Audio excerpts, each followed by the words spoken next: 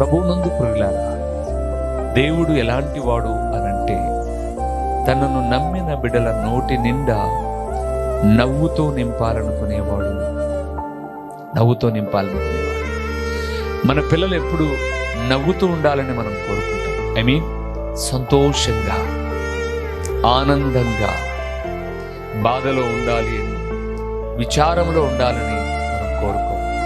ఈ వాక్యం వింటున్న ఓ తల్లి, ఓ తండ్రి, ఎన్నో బాధలు నువ్వు మింగి నీ పిల్లలకు నువ్వు ఆనందాన్ని ఇచ్చావు. నిజమే కదా? నిజమే.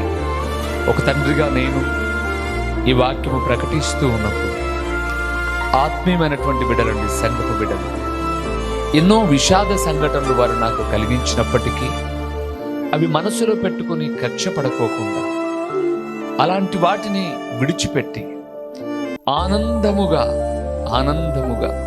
దేవుని స్తుతించడం ఒక భాగ్యముగా ఎంచడం గొప్ప విషయం. అయితే దేవుడు అంటున్నాడు, మన నోటిని నవ్వుతో, ఆనందముతో ఆయన నింపువాడుగా ఉన్నాడు.